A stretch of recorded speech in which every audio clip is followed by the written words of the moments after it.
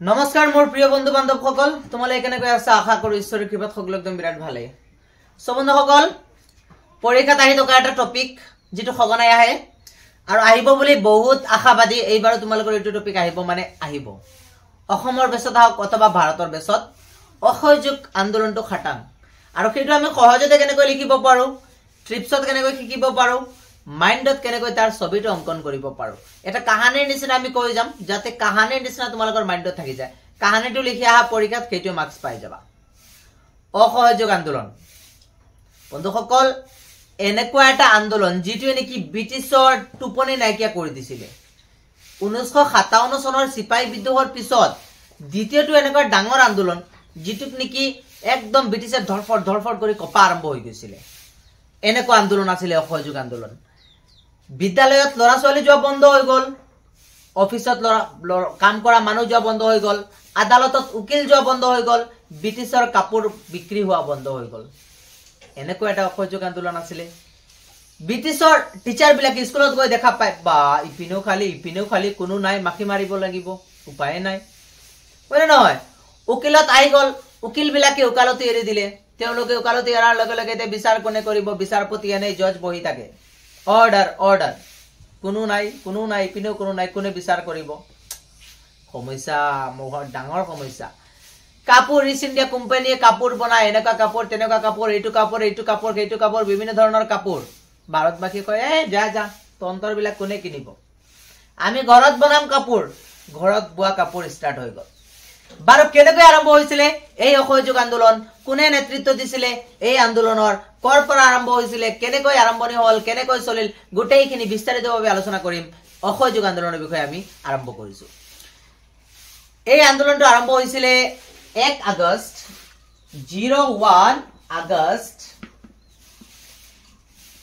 2020। প্ৰথম প্ৰস্তাৱ আহিছিলে এইটো চনত যে প্ৰথম অসহযোগ আন্দোলন কৰা হ'ব। আৰু কোনে ঘোষণা কৰিছিলে? মহাত্মা গান্ধীয়ে, আমাৰ জাতিৰ পিতা মহাত্মা গান্ধী, হয় নে নহয়? কিন্তু সেইটো সময়ত এইটো প্ৰস্তাৱিত হওঁতে গৃহীত হওঁতে টাইম হৈ গৈছিলে কিমান? 4 ছেপ্টেম্বৰ 2020। অৰ্থাৎ এটা অধিৱেশন বহিছে কলকাতা, বুজি পাইছা? আমাৰ ওচৰে কলকাতা এটা অধিৱেশন বহিছে, কংগ্ৰেছৰ অধিৱেশন। আৰু সেই অধিৱেশনত প্ৰস্তাৱটো গৃহীত কৰা হল, ইয়েছ আমি অসহযোগ আন্দোলন কৰিম, আমি ব্ৰিটিছৰ বিৰুদ্ধে হৈ যাম, আমি ব্ৰিটিছক ইয়াৰ পৰা খেদি পঠিয়াম, আমাক আজাদী লাগিব, আমাক স্বাধীনতা লাগিব বাস। গোটেই দেশৰ এনেকুৱা এটা আন্দোলন, যিটো আন্দোলন এতিকে আচৰিত কথা, আজিলৈকে তেনেকুৱা হোৱা নাছিলে। দেশৰ চুকে কোনে যিমান মানুহ আছিলে সব ভাৰতীয় একত্ৰিত হৈ এই আন্দোলন কৰিছিলে। আৰু এইটো কাৰ দ্বাৰা হৈছে? Only for Mahatma Gandhi. মহাত্মা গান্ধী নহলে এনেকুৱা একগোট হৈ সকলো একেলগত আন্দোলন কৰাটো সম্ভৱ নাছিলে। গতিকে মহাত্মা গান্ধীয়ে কি কম আৰু সুপাৰ বাবু আপুনি, হয়নে নহয়? গতিকে চোৱা, এইটো আন্দোলন হৈছিলে ইমান চনত। এতিয়া এই আন্দোলন যে হল, ইয়াৰ বহুত কেইটা ৰিজন আছে, বহুত কেইটা কাৰণ আছে। এই কাৰণ কেইটা যদি আমি চাওঁ, এই আন্দোলনৰ যিকোনো এটা আন্দোলন লাগিবলৈ হলে বাবু কাৰণটো লাগিব, হয় নে নহয়? এতিয়া কাৰণটো বাৰু কি? ফাৰ্ষ্ট অফ অল আমি জানো প্ৰথম বিশ্বযুদ্ধ কিমান চনত হৈছিলে? 1914 চনত হোৱা বিশ্বযুদ্ধ, ঠিক আছে? প্ৰথম বিশ্বযুদ্ধ, বুজি পাইছা? ফাৰ্ষ্ট ৱৰ্ল্ড ৱাৰৰ কাহিনী কথা কম আমি। এই ফাৰ্ষ্ট ৱৰ্ল্ড ৱাৰত কি হল চোৱা। ফাৰ্ষ্ট ৱৰ্ল্ড ৱাৰত ভাৰতীয় সেনা বাহিনীক কোৱা হল যে তোমালোকে এটা কাম কৰা, তোমালোকে আমাৰ লগত যুদ্ধত আহি যোৱা, যুদ্ধ শেষ হোৱাৰ পিছত তোমালোকক আমি আজাদী দিম, তোমালোকক আমি স্বাধীনতা দিম, লগতে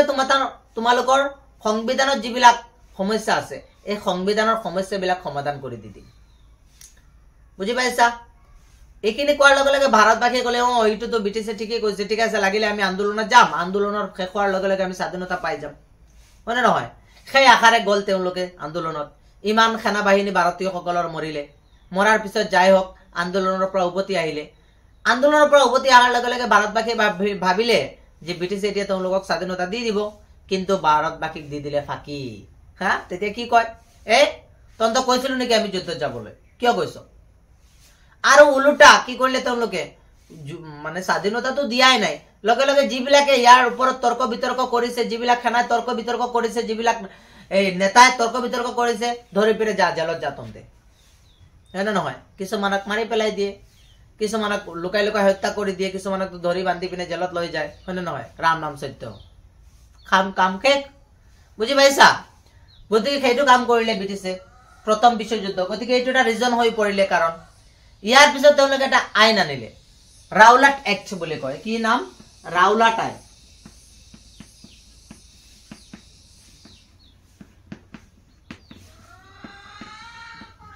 ৰাউলাট আইন 1919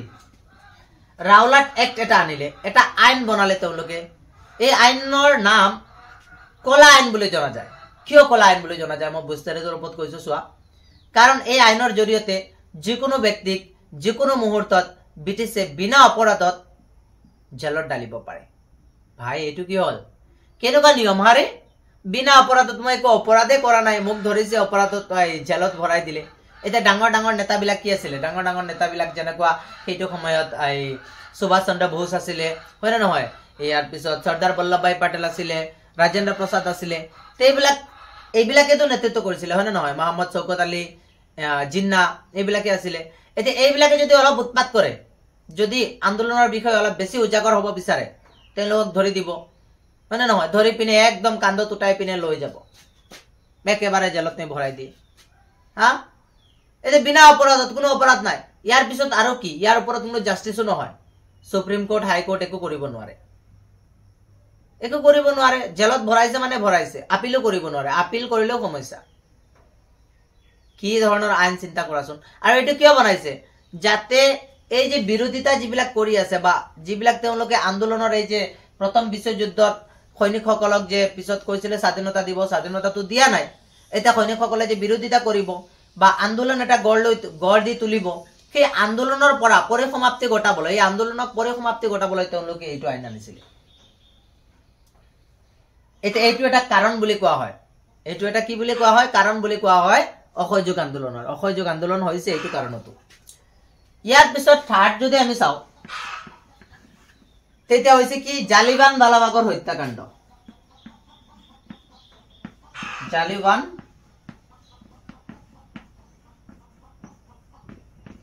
বাগৰ হত্যাকাণ্ড স্পেলিং কিবা ভুল হ'ব পাৰে সেইখিনি ইমান মন কান নিদিবা তোমালোকে কাৰণ স্পেলিংটো তোমালোকে চাই লবা নিজে ঠিক আছে জালিয়ান বালাবাগৰ হত্যাকাণ্ড এটো কৰ ঘটনা অমৃতসৰ হয় নহয় এই পাঞ্জাবৰ অমৃতসৰ কৰ ঘটনা পাঞ্জাবৰ অমৃতসৰ পাঞ্জাবৰ ঘটনা অমৃতসৰৰ ঘটনা সোৱা কি হল এই যে ৰাউলাট এক্টৰ বিৰোধিতা কৰি আছিল তাৰে দুজন নেতা এজন আছিল সাইফুদ্দিন আৰু এজন নামটো মই পাহৰি গৈছো এজন সাইফুদ্দিন আছিল আৰু এজন নাম আছিল কিবা পাহৰি গৈছো বাৰু সেই দুজন নেতা কি কৰা হল সোৱা ব্ৰিটিছে গ্ৰেপ্তাৰ কৰি দিলে আৰু এই দুজন নেতা স্পেশালি কৰ আছিল সেইজন আছিল পাঞ্জাবৰ অমৃতসৰৰ আৰু এইটো বিৰোধিতা কৰি এইটো আন্দোলনৰ বিৰোধিতা কৰি বৃহৎ এটা জনসভা বহিলে আৰু সেইটো সময়ত এটা পূজাও আছিল এই পঞ্জাবী সকলৰ এটা পূজা এই পূজাটোৰ নাম এই পূজাটো পালন কৰিছিল তেওঁলোকে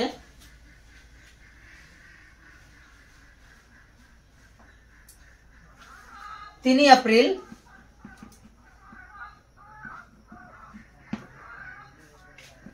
1919 চনত বৈশাখী নামৰ এটা পূজা আছিল আৰু সেই পূজাৰ সময়ত জালিয়ান বালাবাগৰ নামৰ ঠাইত বৃহৎ এটা সভা অনুষ্ঠিত হল বহুত মানুহ একেলগতে বহি আছিল আৰু বহি থকাৰ সময়তে কি কৰিলে পুলিচে হঠাতে আহি সেইটো পুলিচ বাহিনী সেইটো সময়ত পুলিচ বাহিনীৰ ক্যাপ্টেন আছিল তোমালোকৰ জেনাৰেল ডায়াৰ কোন আছিল জেনাৰেল ডায়াৰ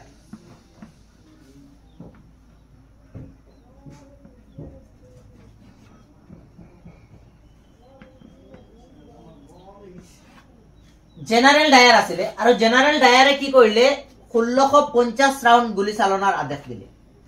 সেইটো সময়ত আই কমালে তো কুমাৰ লগে লগে বৃহৎ জনসাধাৰণ দেখা পাইছে উইদাউট এনি ইনফরমেশন তো উইদাউট এনি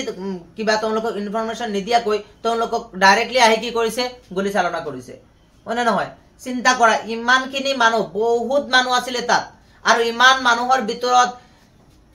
1650 ৰাউন্ড গুলি চালনাৰ ফলত চিন্তা কৰাচোন কেনেকুৱা ক্ষতি হ'ব পাৰে কিমান মানুহ মৰিব পাৰে তাত এটা কুয়া আছিল সেই মিডিলত আৰু কথাটো হল যে জালিয়ানৱালাবাগ যেটো ঠাই আছিল সেইটো ঠাই চাৰিও সাইডত মকান বিলাক আছিল বুজি পাইছা ডাঙৰ ডাঙৰ হেৰি আছিল অট্টালিকা আছে তাত মানে বাহিৰত ওলাব নোৱাৰে তাৰ ৰাস্তা এটাই আৰু সেই ৰাস্তাত ব্ৰিটিছাৰ বিলাক আহি থিয় হৈছিল জেনাৰেল ডায়াৰ আহি তেওঁৰ পুলিশ বাহিনী লৈ থিয় হৈছিল সেই কাৰণে মানুহ বিলাক পলাবও নোৱাৰে পলাতও কৰিব নোৱাৰে আৰু লগতে হল কি তেওঁ কি কৰিলে আহি তৎক্ষণাতে একো খুদপুছ নকৰাকৈ ডাইৰেক্ট সিধা গুলি চালনাৰ আদেশ দিলে চিন্তা কৰা পূজা চলি আছিল তাত বৈশাখী নামৰ পূজা চলি আছিল এটা পৰ্ব চলি আছিল সেই পৰ্বৰ সময়ত ইমান মানুহক নিখংগভাৱে হত্যা কৰা কিমান এটা বেদনাদায়ক কাহিনী আমাৰ ভাৰতীয় লোকসকলৰ কাৰণে হয়নে নহয় বহুত বেয়া লাগে এইবিলাক কথা শুনিলে হয়নে নহয় চিন্তা কৰাচোন গতিকে সেইটো সময়ত তেওঁলোকে এটা হিচাপ দিছে তেওঁলোকৰ হিচাপ অনুযায়ী তেওঁলোকে কৈছে যে সেইটো যেটো আন্দোলনত তাত বলে কি কৰিছে 10 মিনিটৰ ভিতৰতে 369 জন মানুহ মৰিছে সৰকাৰী হিচাপত 369 জন মানুহ কি হৈছে ডাইড হৈছে আৰু বলে 200 জন মানুহ ইনজুৰি হৈছে 200 জন মানুহ কি হৈছে ইনজুৰি হৈছে ইন কেস আমাৰ যেটো তথ্য আমাৰ ভাৰতীয় সকলৰ যেটো তথ্য ওলাইছে তেওঁলোকৰ মতে আসলতে তেওঁলোকে মিছাহে কৈছে বুলি কৈছে আসলতে বলে 1000 মানুহৰ কি হৈছিল মৃত্যুবৰণ কৰিছে আৰু প্ৰায় 2000 মানুহ কি হৈছে ইনজুৰি হৈছে কিন্তু তেওঁলোকৰ দিয়া তথ্যটো মিছা ইয়াৰ পিছত চোৱা এই তিনিটাটো হলে ইয়াৰ তিনিটাৰ পিছত এই তিনিটা কাৰণ আমি পাইছো স্পেশাল কাৰণ তিনিটা জালিয়ান বিশ্বযুদ্ধ ৰাওলা টাইম জালিয়ানৱালাবাগৰ হত্যাকাণ্ড এইখিনি ইয়াৰ ওপৰত আৰু এটা সমস্যা আহি গল সেইটো কি তুৰস্কৰ সমস্যা অৰ্থাৎ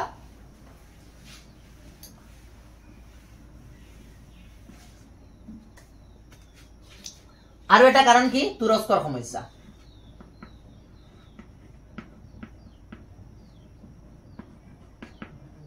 তুৰস্কৰ সমস্যা তুৰস্কৰ সমস্যা এতিয়া কি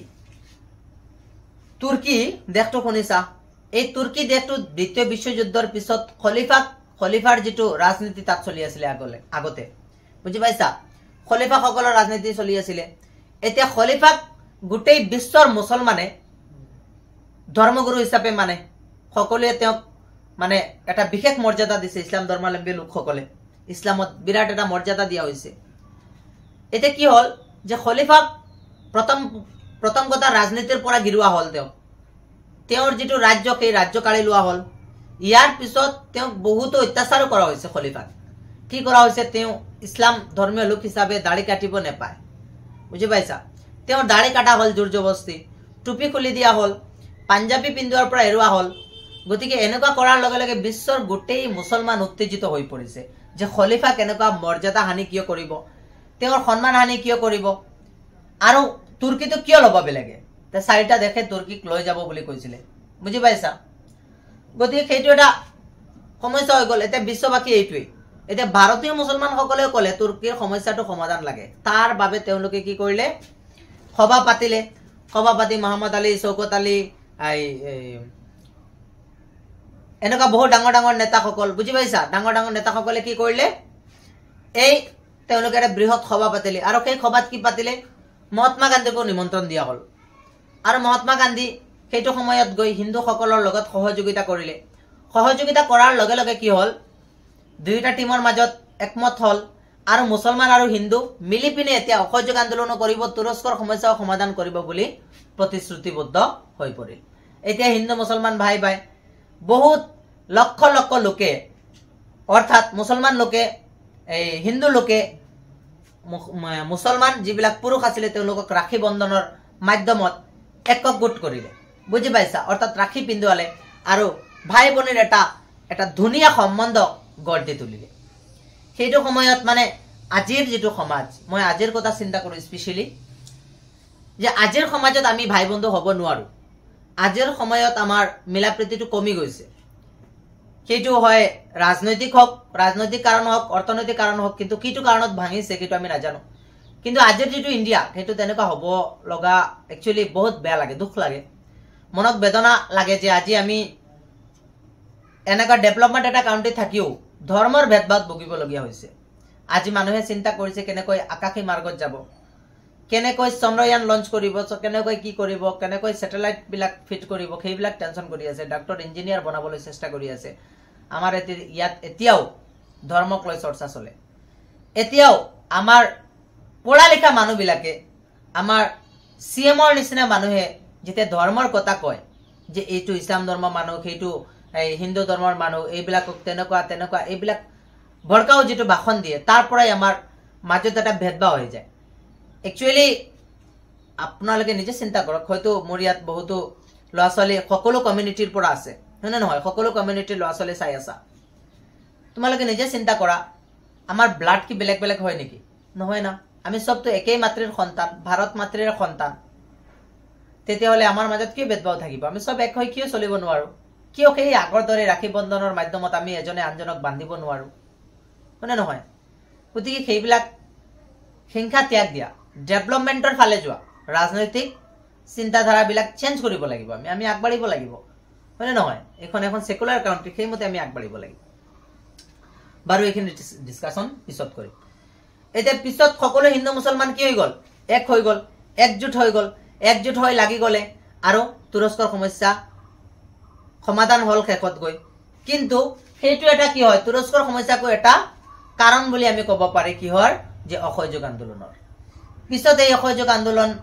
মহাত্মা গান্ধীয়ে দেখা পালে যে এতিয়াতো আৰু কেইবাটাও সমস্যা উত্থাপিত হৈছে সেই কাৰণে মহাত্মা গান্ধী আৰম্ভ কৰি দিলে 1 আগষ্ট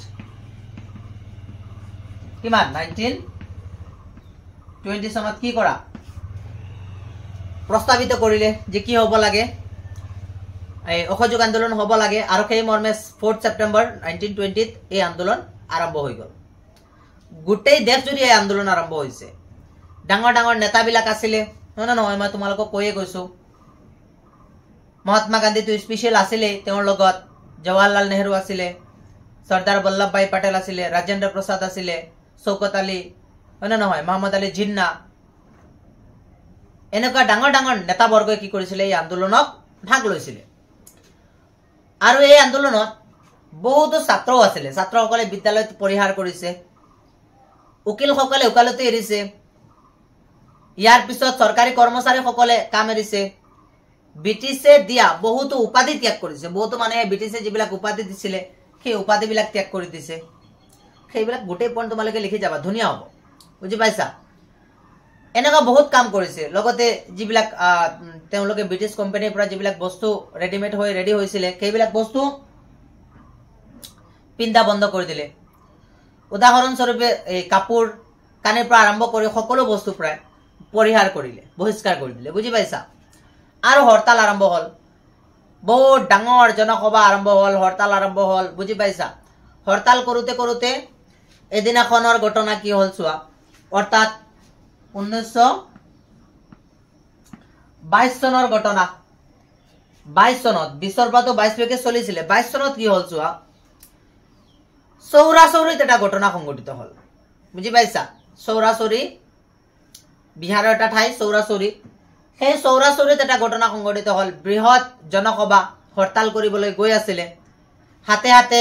তেওঁলোকৰ আছিল জুইখলা বুজি পাইছা জুইখলা লৈ তেওঁলোকে হাতে হাতে গৈ আছিল আৰু তাতে কাষতে আছিল এটা পুলিচ চকী সেই তাত আছিল 22 জন পুলিচ বাহিনী আৰু তাৰে দুটামান ডিউটিত আছিল যদি কি এই যিবিলাক ধৰ্ণা দিয়া লোক আছিল এইবিলাকে যদি কিবা উৎপাত কৰে তেতিয়াহলে সেইবিলাকক জেলত ভৰাবলৈ তেওঁলোকে ৰেডি হৈ আছিল তাতে কি হল বহুত লোক একেলগত গৈ আছিল হৰতাল কৰি তাৰে মাজৰ পৰা কোনোবাই কিবা কওতে এজন পিছ পৰি গৈছিল পিছত আছিল তেওঁ একেবাৰে পিছত খাৰেটো আগপিনে গৈ আছে তেওঁ একেবাৰে পিছত হৈছে আৰু ব্ৰিটিছ অফিচাৰ বিলাকক কিবা দুই এটা কথা কৈছিল সাগে আৰু সেইটো কথা কোৱাৰ লগে লগে কি হৈ গল ব্ৰিটিছ অফিচাৰ কেইজনে মিলি তাক ধৰি ললে আৰু ধৰি একদম বন্দুকেৰে কুবাই কুবাই তাক বহুত অত্যাচাৰ কৰিলে বহুত অত্যাচাৰ কৰি দিলে তাক তৎক্ষণাতে বহুত অত্যাচাৰ তাক কৰিলে আৰু কি মাতি দিলে এই ভাই সকল কত গৈছে তন্তে কোনকালে মোক পিটি আছে মাৰি আছে লগৰীয়া বিলাক ইমান কোনকালে আহিছে দৌৰি দৌৰি আহোতে আহোতে দেখা পাইছে যে এই পুলিচ বিলাক বাহিনী কত গল এই পুলিচ চকীলৈ গল গৈ পিনে ভিতৰৰ পৰা তালা লগাই তেওঁলোকে ভিতৰত বহি থাকিলে আৰু ভিতৰৰ পৰা কি কৰি আছে মস্তানি কৰি আছে গুণ্ডাগিৰি কৰি আছে এতিয়া আমাক মাৰ এতিয়াতো আমি পুলিচ চকীৰ ভিতৰত সোমাই গৈছো ভাৰতীয় লোকসকলৰ আহিল খং তন্তক দেখুৱাই আছো হা তন্তে বুজি পাবি আমি কোন হয় ভালদৰে তেল চেল কি কৰিলে তেওঁলোকে চাৰিপিনে ছটিয়ালে যেতিয়া তাৰ চাৰিপিনে পুলিচ চকীৰ চাৰিওপিনে তেল ছটো আৰম্ভ হ'ল এতিয়াতো লাহে লাহে ভয় পোৱা আৰম্ভ হৈ গ'ল ভাই এইবিলাকে কি কৰিব চলাই দিব নেকি আমাক এতিয়াতো কাম শেষ যেতিয়া তেল ছটিয়ালে পিছত কি কৰিলে কলে এতিয়া ক'ত যাবি তন্তে এতিয়াতো ওলাবও নোৱাৰ লক কৰ তন্তে ভিতৰৰ পৰা লক কৰিছ আমি বাহিৰৰ পৰা লক কৰি দিলে ভিতৰৰ বাহিৰৰ পৰা লক কৰি এতিয়াতো পুলিচ বিলাকৰ আৰম্ভ হৈ গ'ল কাকুতি মিনতি ভাই আমাক ক্ষমা কৰি দিয়া আৰু এনেকুৱা নকৰো যি হৈছে ভুল হৈছে বলে নাই মেচ জ্বলালে লগাই দিম নেকি ক লগাই দিম ব্ৰিটিছ বিলাকে নাই মাফ কৰি দিয়ক আৰু নকৰো নাই কৰি থাক অলপ আগতে যে তন্তৰ হিৰোগিৰি কৰি আছিলি ল ঠাক কৈ জ্বলাই দিলে শেষ বিনা 22 জন পুলিচ কৰ্মীৰ তাতে মৃত্যু হৈছে পুলিচ চকীও জ্বলিছে কিন্তু গান্ধীজীয়ে কৈছিলে আমি সত্য পথে আন্দোলনটো কৰিম সত্যনিষ্ঠ হৈ কামটো কৰিম কিন্তু এইটো আন্দোলন অহিংসা এৰি হিংসাৰ ৰূপ লৈছিলে এটা হিংসাত্মক ঘটনা ঘটিল আৰু এই হিংসাত্মক ঘটনা ঘটাৰ কাৰণে মহাত্মা গান্ধীয়ে ক'লে নাই মই এই আন্দোলনটো আৰু নকৰো এই আন্দোলনটো যেহেতু হিংসাত্মক ৰূপ লৈছে সেই কাৰণে মই নকৰো ইয়াতেই বন্ধ থাকক কিন্তু বহুতো লোকে গান্ধীজীৰ এই কথাত মান্তি হোৱা নাছিলে বহুত বেয়া পাইছিলে যে আন্দোলন এনেকুৱা এটা পৰ্যায়ত গৈছে গোটেই ভাৰতৰ মানুহ লাগি পৰিছে এতিয়া আন্দোলন বন্ধ কৰাটো উচিত নহব এতিয়া আমি ব্ৰিটিছৰ প্ৰায় নিফটো হিলাই দিছো এতিয়া তেওঁলোকক আমাৰ ইয়াৰ পৰা পলাবই লাগিব সেইটো এনেকুৱা এটা পৰ্যায় আহিছে কিন্তু মহাত্মা গান্ধী যেটো এতিয়া কথাটো কৈছে সেইটো মানিব লগা কথা নহয় কিন্তু শেষত কি হ'ল আল্টিমেট মহাত্মা গান্ধীৰ কথাটো মানা হ'ল আৰু সকলোৱে আন্দোলনটো বন্ধ কৰি দিলে ইয়াতে স্থগিত ৰখা হ'ল আৰু এই মৰ্মান্তিক যেটো ঘটনা হৈছে তাৰ কাৰণে গান্ধীজী অনশনতো বহিছিলে আৰু শেষত গান্ধীজীক এইটো অপৰাধী হিচাপে সাব্যস্ত কৰি 6 বছৰৰ জেল দিয়া হৈছিল বুজি পাইছা বাৰু পিছত এইখিনি অলপ মাফু হৈছে কেনেকুৱা মাফ হৈছে কেনেকুৱা কি হ'ল এইখিনি পিছৰ আন্দোলনত আমি আলোচনা কৰিম আজি তোমালোকৰ ইমানেই আছিলে অসহযোগ আন্দোলনটো বুজি পাইছা নিশ্চয় অসহযোগ আন্দোলন যদি বুজি পোৱা কনসেপ্টৰ পৰা লিখিবলৈ চেষ্টা কৰিবা আৰু যদি অসহযোগ আন্দোলনৰ নোটছখিনি লাগে তেতিয়াহলে মোক কৈ দিবা মই তেনেকুৱা সহজ সৰল হিচাপতো নোটছ বনাই দিব পাৰিম ওকে আজিলৈ ইমানেই ধন্যবাদ